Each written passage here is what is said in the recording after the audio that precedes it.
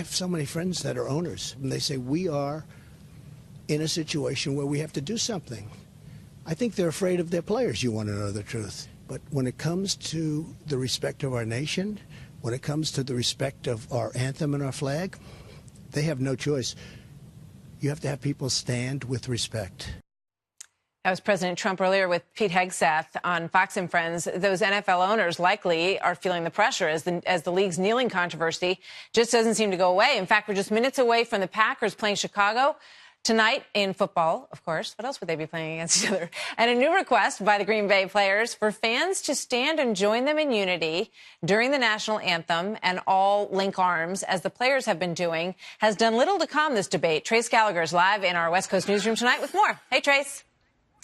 Hey, Martha, you know, the Packers statement to their fans starts out talking about how the NFL family is one of the most diverse communities in the world, from the players and coaches to the people you sit next to in the stands. It goes on to say locking arms on the field is a display of unity. It then tells fans, quoting here, join us this Thursday by locking arms with whoever you're with, stranger or loved one, wherever you are, intertwined and included in this moment of unification. But if social media is any indication, Packer fans wanted none of it. The vast majority saying things like, quote, there is no honor, no respect in locking arms, only arrogance. Or this, quote, Packers asking fans to lock arms to show unity. Fans are united. It's the delusional players.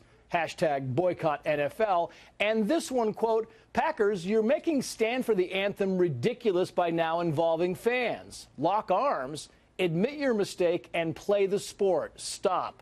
And fans aren't just speaking out, they're actually acting out. Harwick Clothes, a Tennessee soup maker, just pulled their NFL ads for the rest of the season over what the owner calls unpatriotic protest. A South Carolina bar is refusing to show NFL games until the anthem protests end. Some customers say they will eat at Palmetto Ale House just to support the owner. Others say they'll never go there again.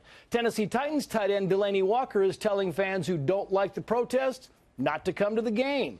Though Walker and others should be careful what they ask for, because a Facebook group now has more than 75,000 members calling for an NFL boycott on Veterans Day weekend, telling people not to watch football to support veterans. We should note, finally, Packers quarterback Aaron Rodgers tweeted that he gave his tickets to tonight's game to some Green Bay police officers.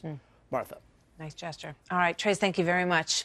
So here now in an exclusive interview is Coach Joe Kennedy, who not only took heat, but was fired from his high school coaching position for kneeling in prayer after each game. He's joined by his lawyer, not his coach, but he's probably coaching him sometimes, Mike Berry. Good to see you both tonight. Welcome back to the program. You know, more than a couple people, Coach Joe, brought up your situation to me in talking about this NFL story and said, and some people tweeted us and talked about it, you know, why couldn't he kneel on the field and these players are allowed to? What do you think?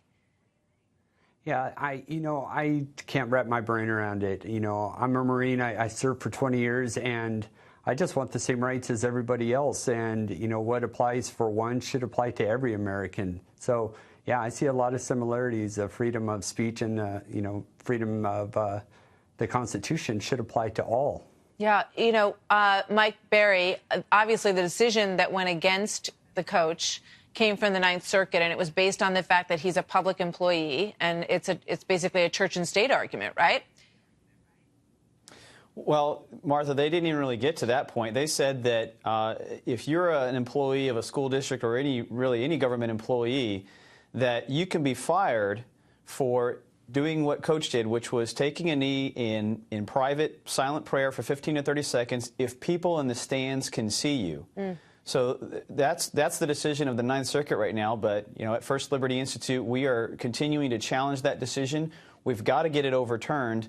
And we encourage people to go to firstliberty.org to show their support for the country, for the flag, and most importantly here for Coach Kennedy. Yeah. You know, people are also reminded of Tim Tebow. And when you look back at how he was mocked for kneeling on the field in prayer, listen to some of what was said about him. He's back, Tim Tebow, one of the most popular and polarizing quarterbacks in NFL history. If you haven't heard of Tim Tebow, he's the college quarterback / religious nut. I, Jesus Christ, am indeed the reason you've won your past 6 football games. Okay? I knew it. Oh, Tim, easy, easy. What do you think about that, Coach? Yeah, I always, Broncos is my team. I love that guy. And Tebow, he stood up for what he believed in, and that's exactly what I've told my players from day one, that, it doesn't matter what anybody else says. You just stand up for what's right. What do you say, for the guys that kneel on the side now and say that's what we're doing? We're standing up for what we believe in.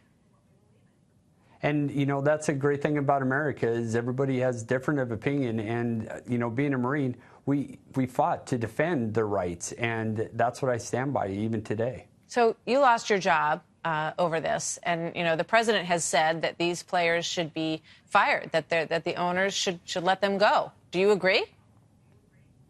Well, I don't really pay a lot of attention to the politics of things. I just know that, Trump has always supported me in my decision and what I did. So I greatly appreciate his support. And, that's about it.